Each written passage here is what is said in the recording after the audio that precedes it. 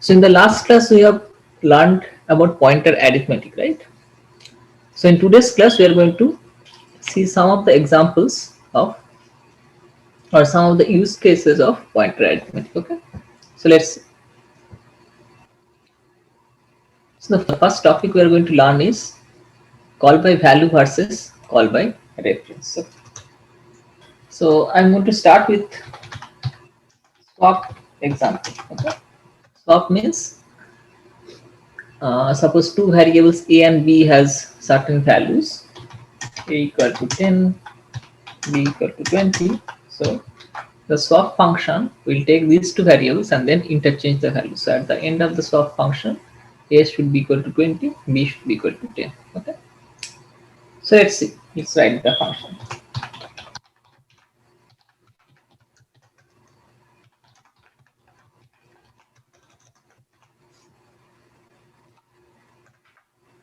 So int a equal to 10, b equal to 20.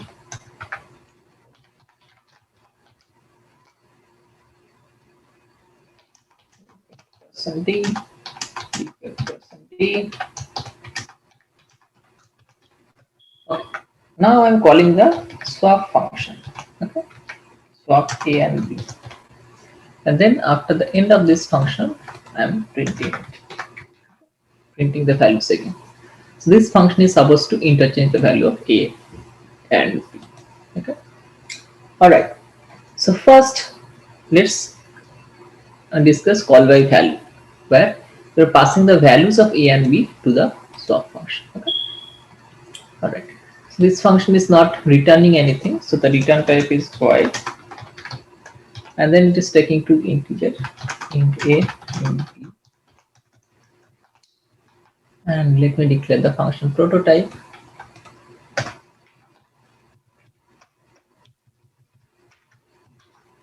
All right.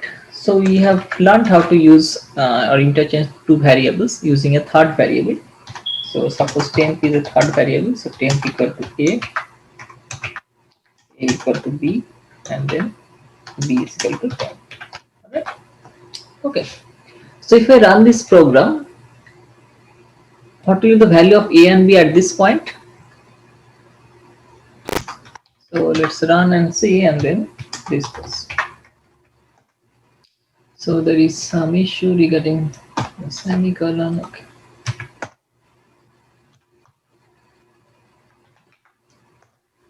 So here you can see that here also a and b is printed as 10 and 20. Okay, that means the value didn't change. Okay, whatever change I have made over here is not getting reflected in this line. Okay, so let's try to understand whether this a and b and this a and b are the same variable or not. Okay, so to do that, let me just print the address of a and b. Address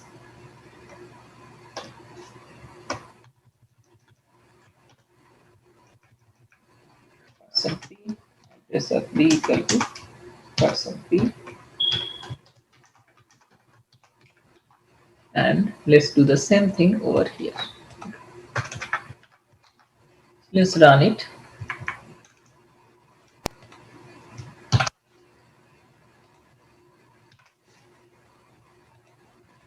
To be ampersand.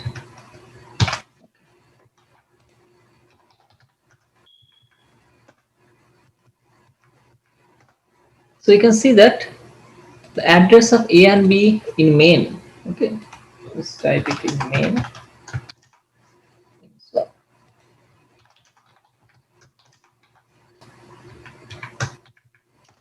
a and b in main and in swap function are stored into different address. Okay, so basically they are two different variables.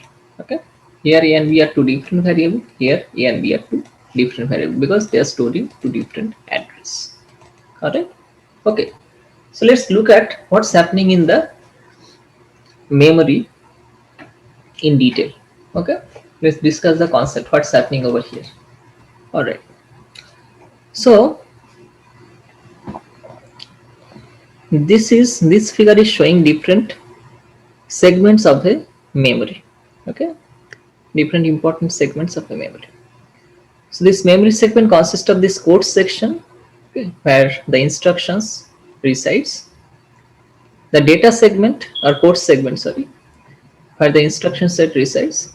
Data segment is the place where your global and static variable resides. Okay. And apart from that, you have your stack space and the heap space. So inside the stack, all the local variables or auto variable will reside. Okay. So if you remember the table that I have given you regarding the storage specifier, you will see that auto variable will are stored inside stack, whereas static and global variable are stored inside data segment. And the heap space is for dynamic memory allocation, which we didn't cover at this point. All right. So let me draw this memory segment and then we'll discuss this thing in detail. All right. So let me draw this part.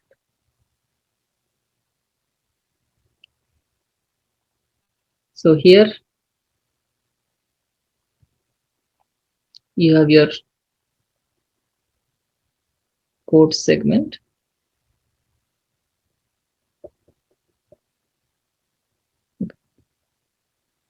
You have the code segment and then you have your data segment.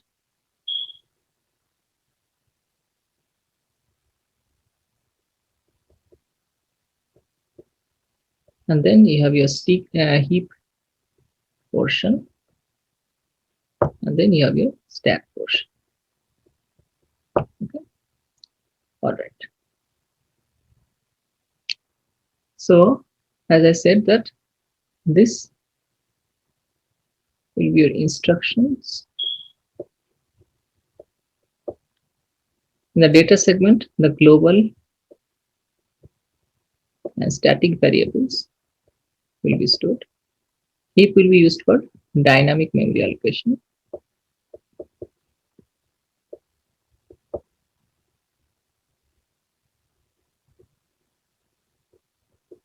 And the stack will be used for auto variable or local variables. Okay. So these are the different segments of the memory. All right. So if you remember the storage specifier, auto variable are stored inside stack, global and static variable are stored inside data segment. Both are part of the memory, and register variables are stored in CPU registers. All right. If you remember that, you will be able to recall it. All right. So let's see whenever what's happening in the memory space whenever I'm calling that swap function. Okay. So in the swap function, everything was local variable. So we are going to deal with the stack space. All right. So let's only deal with the stack space. Let's elaborate this. So suppose this is your stack. So whenever you are calling the main function, one stack frame corresponding to main will be generated. Okay, one stack frame.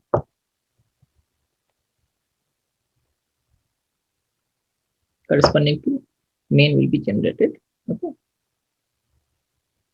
So here A will be initialized to 10, B will be initialized to 20. Clear? Now we are calling the swap function, and inside the swap function, you are passing two parameters A and B. Basically, you are passing the values of A and B as 10 and 20. Right? So whenever you are calling the swap function, another stack frame corresponding to the swap function will be generated. Okay. And here you are storing the value of A and B as 10 and 20. Okay. And as we have said that, as we have seen that this A and this A are stored in two different memory locations. That means they are two different variables. One additional stack frame will be generated. All right. And here you are writing temp equal to A. So that means temp is going to take the value of A, which is 10. Then A will be equal to B. So A will take the value of B, which is 20. And then B will take the value of temp, which is 10. So here A and B's values are interchanged. Okay. But whenever you are coming out of this function, whenever you are going back to this function, this stack frame will be deallocated. Okay? This stack frame will be deallocated. So here, whenever you print the value of A and B, the value 10 and 20 will be printed. So the changed value is not going to be reflected over here because they are anyway stored in two different memory locations. Okay, so we are changing the variables over here, but that change will not be reflected on this A and B, which we are printing inside. Clear? So this is called call by value. This process is called call by value because you are calling the function by using the values of the variable. Okay, this is inside happening inside the stack. So this is the issue of or problem of call by value. In call by value, whatever change you make inside the function that you are calling, that change will not be reflected whenever you will come out of that function or whenever you will return from the function. Okay, so in that's why you have seen that the value of A and B is not changing inside the main. Okay, all right, so let's see how we can resolve this issue.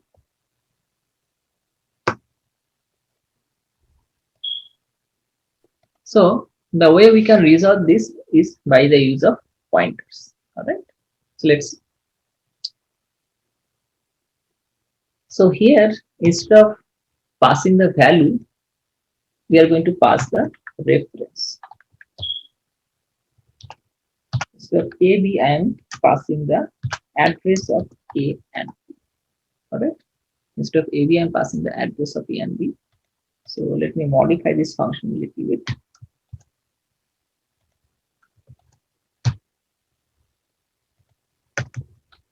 Go ahead, swap. So ampersand A is basically the address of it. Address means it's a pointer, right? Or a pointer variable, sorry, is to store the address of a variable, I need to use a pointer because pointer stores the address of it. All right. So as A is an integer, to store the address of A, I need to declare an integer pointer. Right? P is an integer pointer, we can store the address of A. All right. Similarly, Q is an integer pointer, so Q can store the address of. All right. Okay. Now I will do the same operation. Int 10 equal to asterisk P, asterisk P equal to asterisk Q, and then asterisk Q equal to. Okay. So what am I doing? I am copying the value that is pointed to by P to 10. Then I am copying the value pointed to by Q to the memory address that is pointed to by P. And then 10 is copied to the place that is pointed to by the address that is pointed to by Q. All right. And here I need to change the function prototype. Okay. So if I run this program, you will see that the values are interchanged. Okay. As opposed to the previous case when the values of A and B were not changing. In this case, the values of A and B are interchanged. Okay. Clear? So let's see what's happening over here. So let me erase these portions.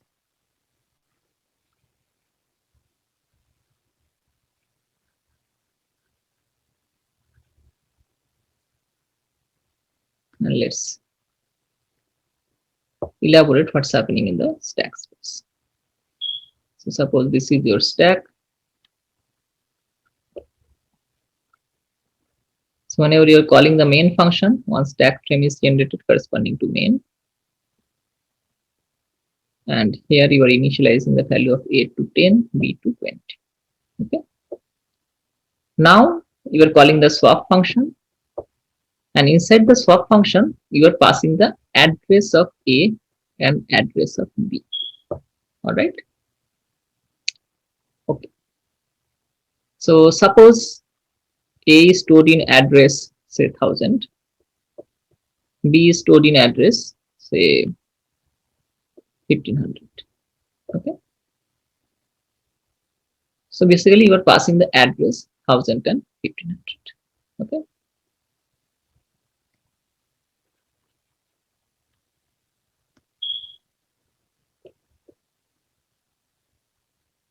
Got it.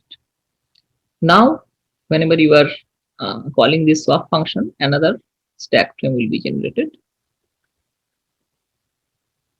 and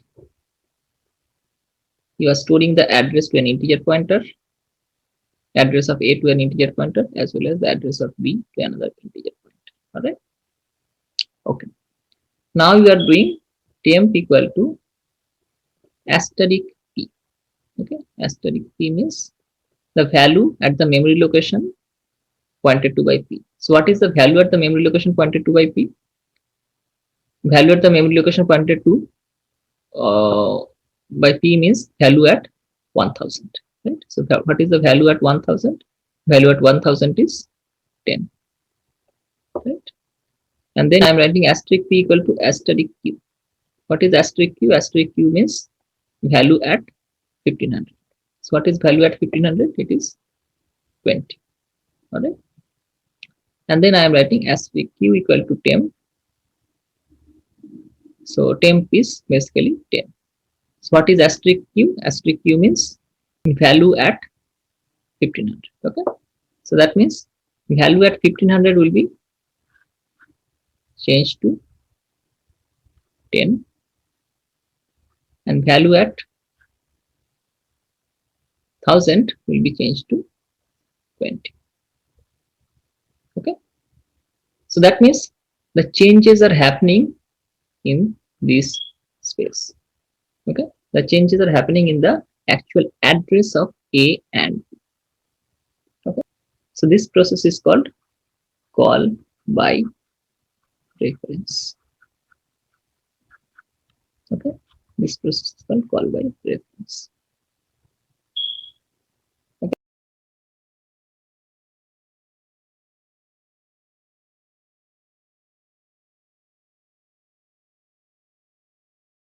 Okay. So the next topic that we are going to learn is pointers and arrays.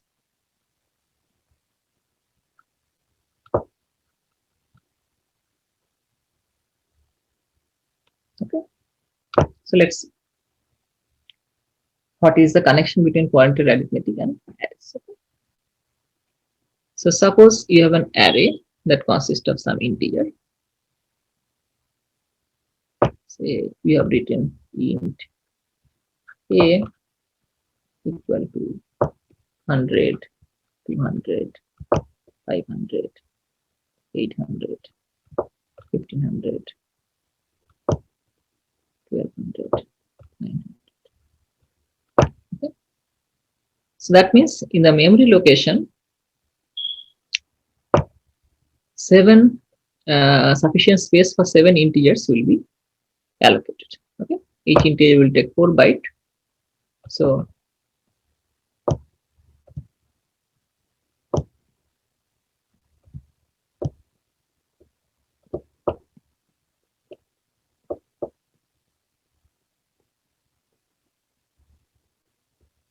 sufficient space for 7 integers will be assigned. All right. Okay. And suppose these are in so this is the starting address is 1000. Okay. So all these variables will be stored in contiguous memory location. Array means the variables are going to be stored in contiguous memory location. That means if this is 1000, if the starting address of this is 1000, this is going to be 1004, 1008, and so on. All right. Each of them will be 4 bytes. Okay. Now, in an array, the array name, which is A, points to the starting address of the array.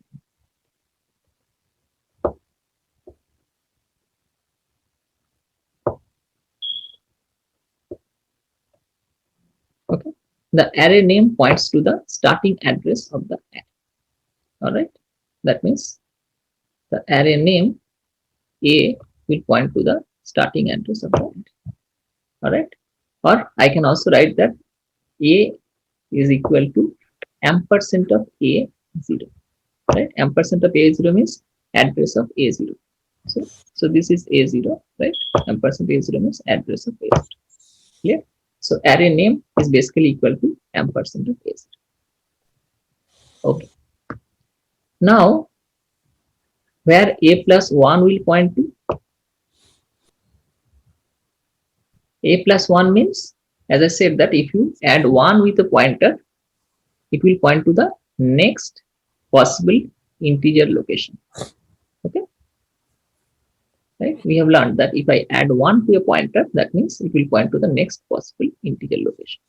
That means A plus 1 will point to the next possible integer location. Okay.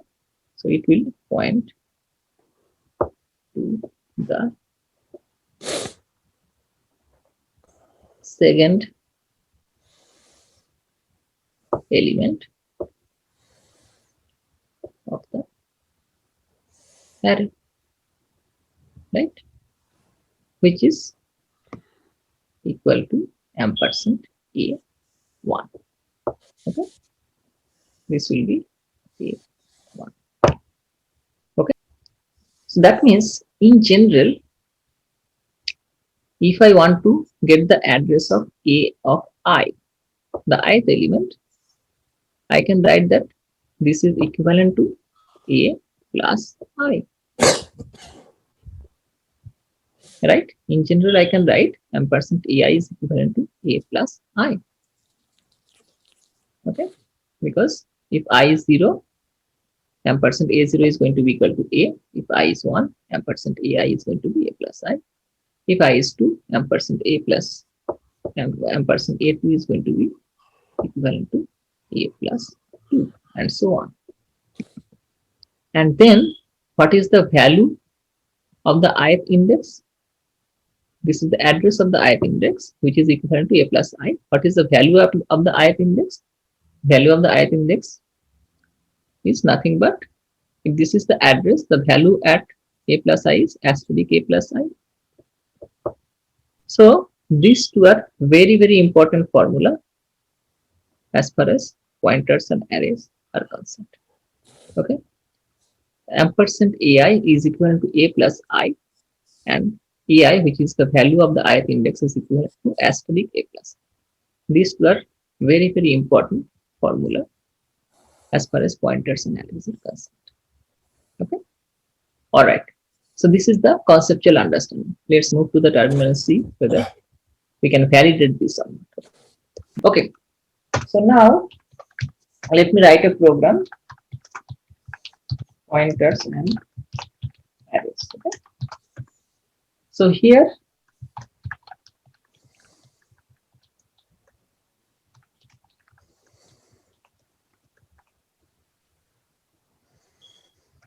let me initialize an array. Say int a equal to 100, 300, or 400, 600.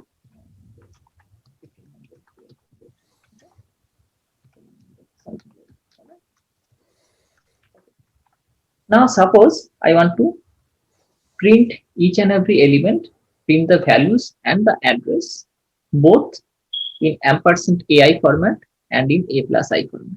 Okay, at the same time in AI format and asterisk A plus I format. Okay, whatever we have shown in the notepad. Okay, so let's see. So in I, there are 8 elements. So for I is equal to 0, I is 8, I plus plus.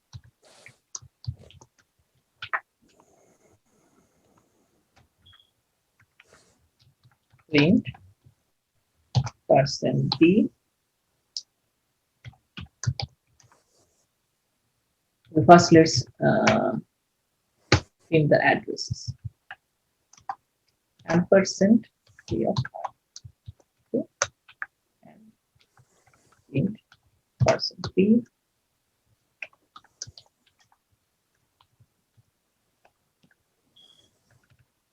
A plus.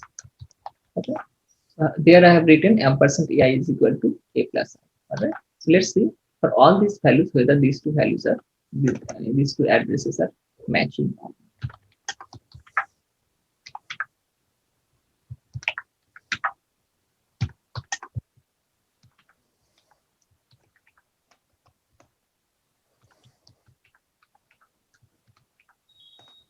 Okay, so you can see that I got 8 pairs of address. Okay, pair means the first one is ampersand AI, second one is a plus.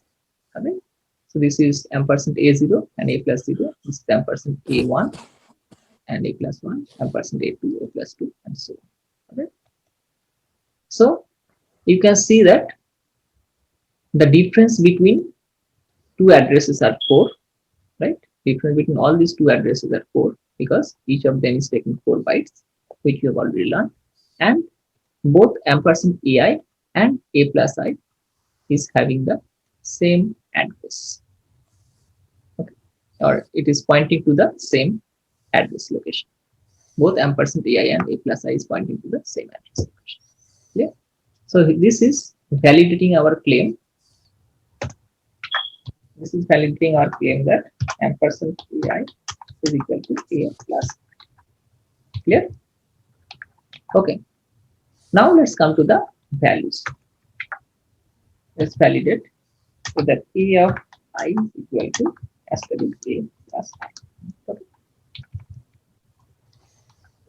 Now, we can intuitively understand that if the addresses are the same, the values are also going to be same.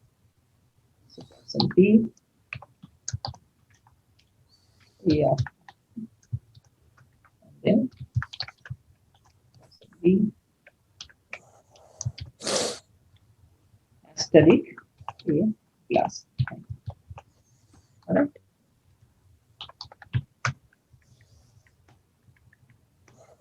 So here we can see that the values are also identical. All right. So all these 8 values are printed. So AI is equivalent to ampersand asterisk A plus. All right. So these two are very, very important property of arrays and its connection to pointer element. Okay. Okay. Now, couple of points that I want to make is that you cannot use a plus plus. Okay, a is pointing to the first element of the array, but you cannot do a plus plus. Okay, if you try to compile, it will give you an error. Okay, so array name plus plus is not allowed. Array name plus plus minus minus is not. Alright? So this is not a valid operation. Alright. However, you can write int asterisk p equal to a. Okay.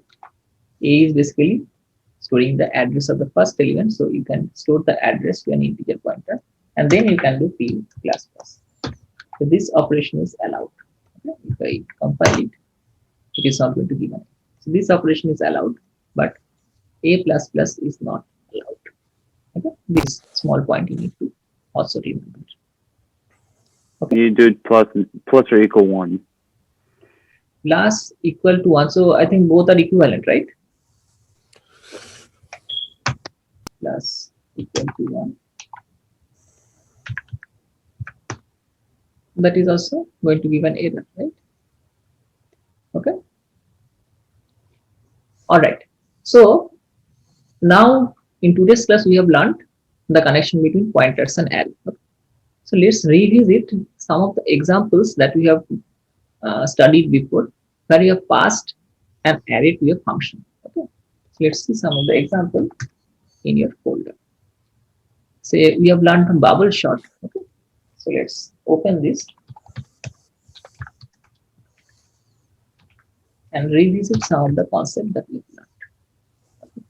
So while using the bubble sort function, at that time I have said that you need to pass the array name and the length. Okay. So at that time I have said that array name refers to the address of the first element. So you need to pass the address of the first element and the length, because if you pass only the address, then the compiler will not able to understand how many points or how many integers you need to consider from that point. Okay, all right. So here now you will see that array name is basically the address of the first element. Okay, so that means you are passing the address.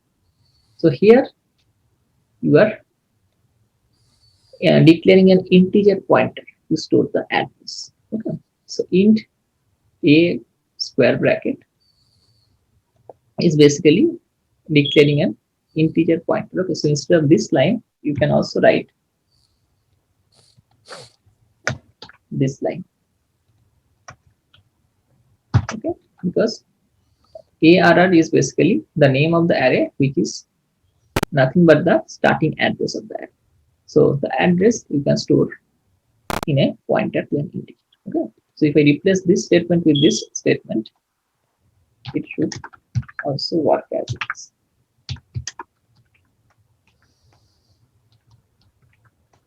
Okay, so it is also going short the numbers. Clear? Similarly, instead of writing aj greater than a of j plus 1, you can also write if asterisk a plus j, because we have learned that aj is nothing but asterisk a plus greater than asterisk a plus j plus 1. Then you are doing all these. Here also you can replace aj by asterisk a plus j. Okay, because both are equivalent. Okay, this will also not going to change anything. Yeah. Okay. Now one point is that here I was printing the shorted elements. Okay, so from your understanding, can you answer this, that if I copy this and we'll put it over here, will this change is going to be reflected over here or not?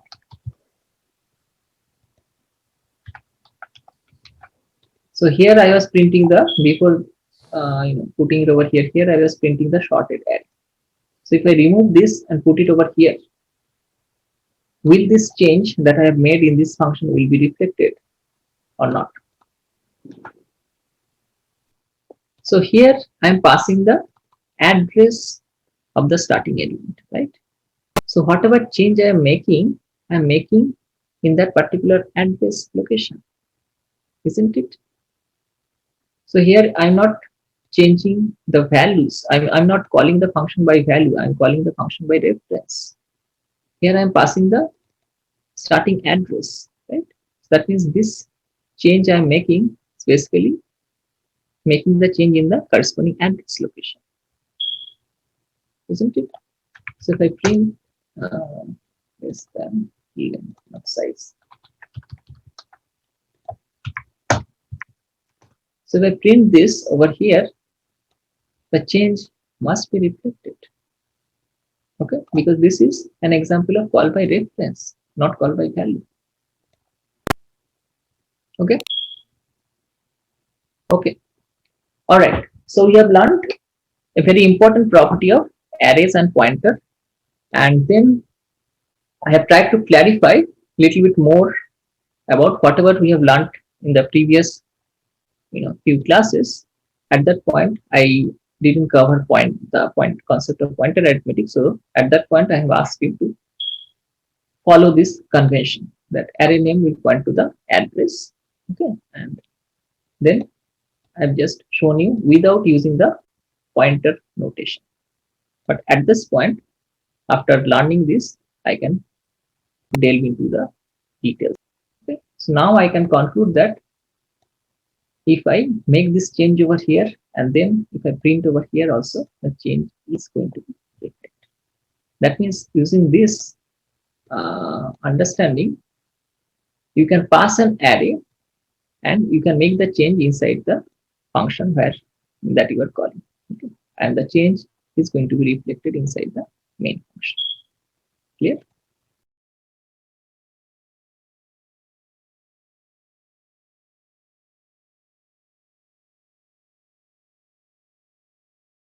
Okay.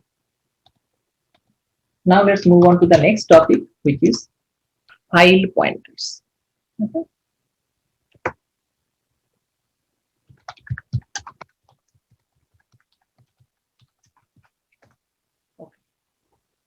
So let's take an example that there is a text file. Okay, so suppose there's a text file called readfile.txt, and here I'm writing some text. Say, today is Friday. We are learning CIS 107. We are having fun. I am just writing some random text. Okay. Have a nice weekend. So that is a read file. So I want to write a program that is going to read the text from this read file and print it to the output terminal. Okay. First, let's start with this. I will write a program that is going to read the text from the file and print it in the output terminal. Okay. So let's see.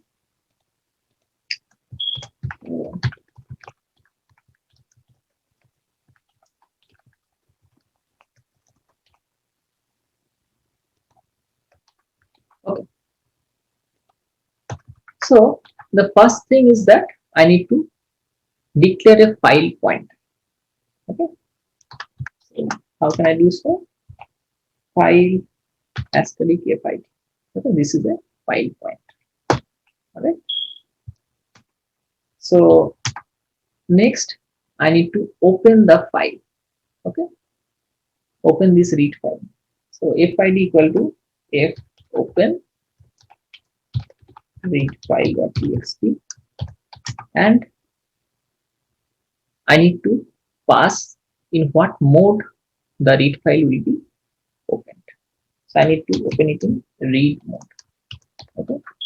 So fopen function will take two arguments, the file name and in what mode it will be open. Now I want to read from the file, so I am opening it in read mode. Okay. All right. So this is the syntax for opening a file. Okay. Now one thing I would like to mention is that here my file is inside the same folder. Okay. Read file is inside the same folder wherever I am running this program. All right. So file pointer and read file are in the same folder. Okay. If this read file is in a different folder, then I need to give the entire path name. Clear? Here I don't need to give the path name because they are in the same folder. All right. Okay. Now, for any reason, if it cannot open the file successfully, suppose it didn't find the file or the path name is not correct, in that case, it will not be able to open the file successfully. In that case, it is going to return a null. Okay. If the file open is not successful, then it will return a null. So I need to put a check. If fid equal to null, I can print file open is not successful, and then I can exit. Okay. If it will return null, then I will print an error message and then we'll exit. Okay.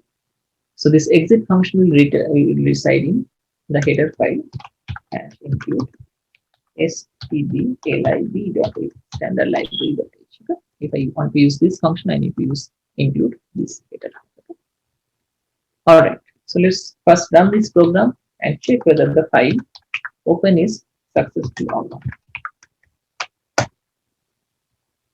std. Okay.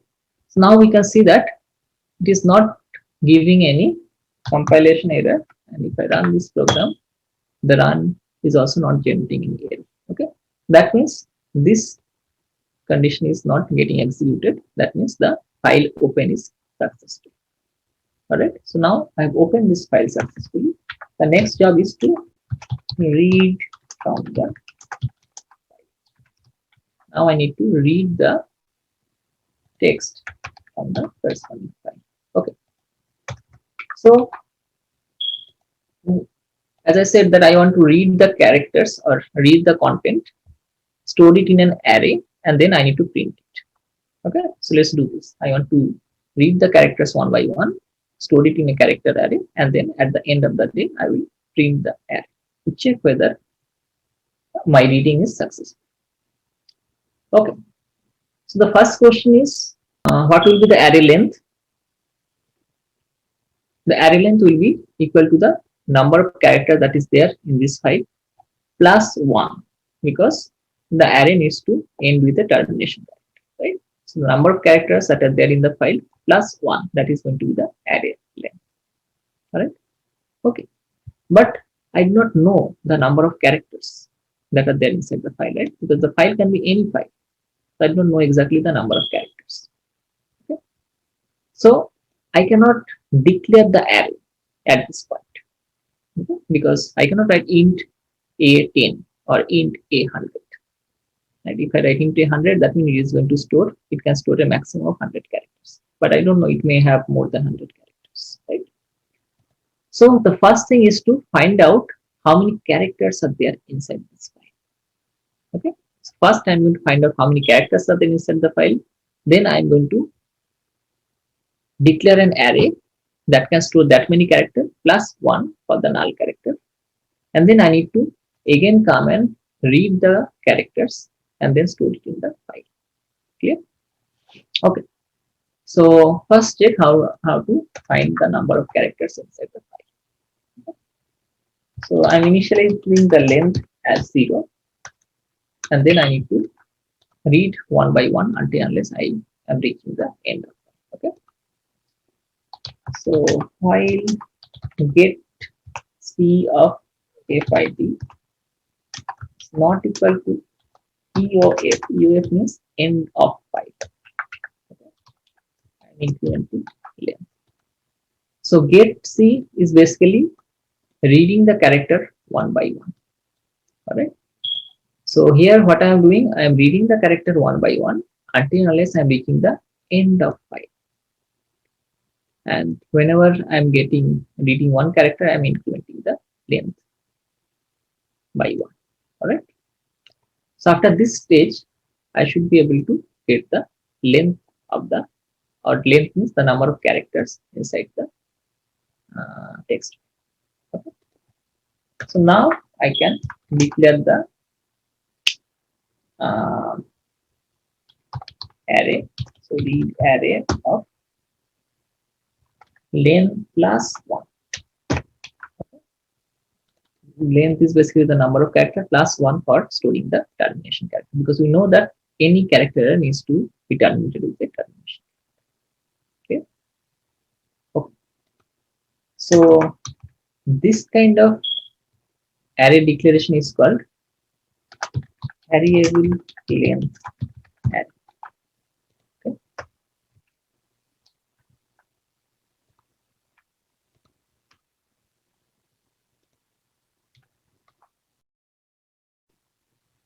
So previously we have learned array name within bracket 100, array name within bracket 1000. That means that array can store a maximum of 100 characters or 1000 characters. Right? Here, while running the program, I do not know the exact length. It may be 1000, it may be 10,000. So here I am first checking the length and then I am declaring the array. Okay, so this is called variable length array because length can be variable depending on the length of the file. Okay. Now, one point that I would like to mention is that the variable length array was not allowed in the previous compilers, okay, old compilers. All right, but nowadays some compiler allows variable length. All right. Okay.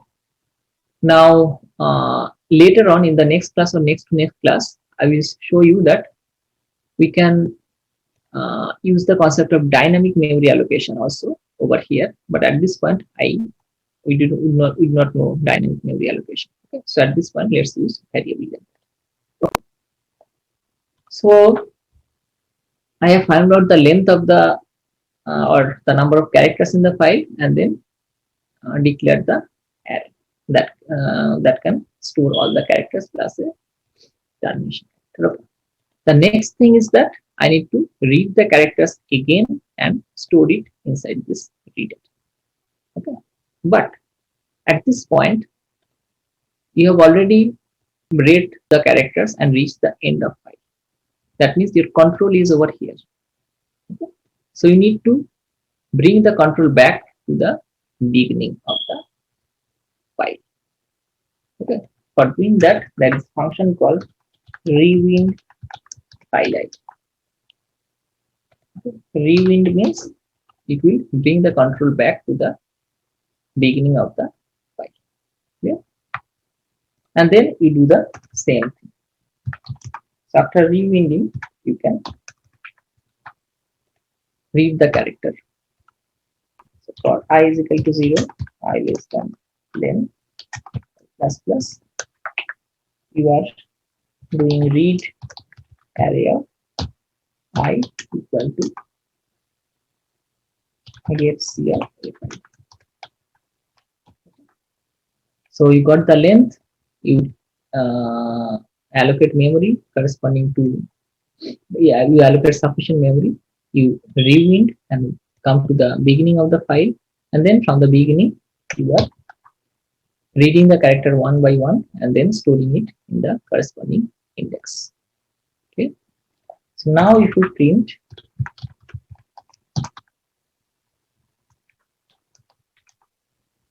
the read array, let's see whether it is going to give the correct, sorry,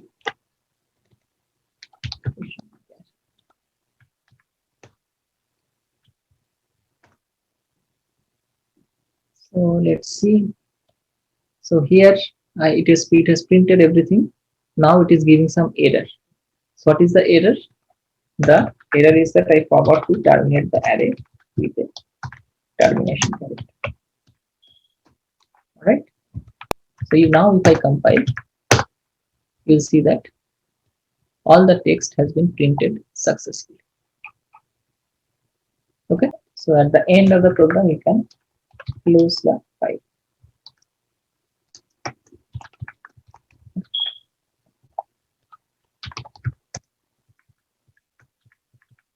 So that's all about file reading. So at this point, you know how to read a file, store it in an array successfully. Okay. Now let's extend this program for file writing. Okay.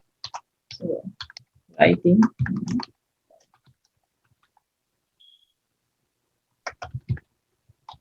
So now I know that read file is storing all the characters. Okay. Now suppose I want to write these characters to a separate file, not inside the read file. Okay, let's close the read file.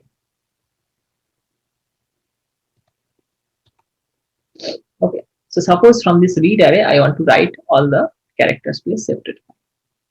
So what do I need to do? I need to do the same, I need to follow the same set of steps. First I need to open a file, but in this case in a write mode.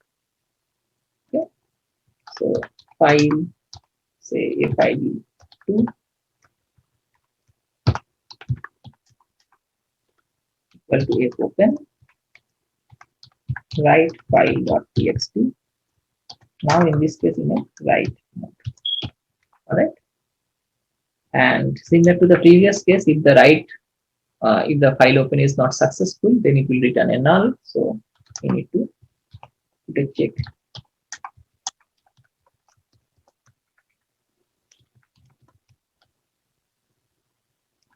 File open is not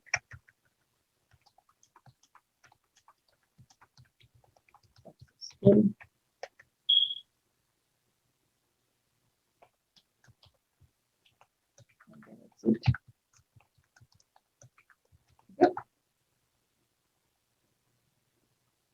So if I run this program at this point,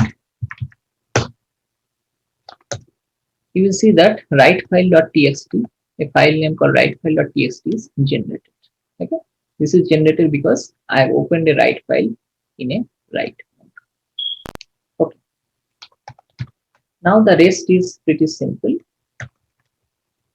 because I need to read the characters from the read array and then we'll print it. Okay, so I is equal to 0, I less than len, I plus plus put c. Okay, instead of get c, I need to use put c. Get c reads the character from the file, put c, put or print the character to the file. Okay, so put c will take two arguments. First is the character read array of file, and next the file ID. That's it. Put c will take two arguments. First argument is the character that you want to print to the corresponding file. All right. Let's run it. So now I can open the write file, and we'll see that all the character that was there in the read file is successfully written. Okay. So all the characters or all the text that are there in the read file is successfully written. Okay. Here you can add multiple things. Okay. Today is cold. Is snowing. So whatever you are going to put in the read file, if you run this program, then the change will be reflected in the write file also. Okay. So through this code we have learned multiple different functions. All right. So we have learned multiple different functions. For example, we have learned fopen function, how to open a file. We have learned getC. GetC means it is going to read a character from a file. We have learned rewind, and we have learned putC, which is going to print a character to a file. Okay.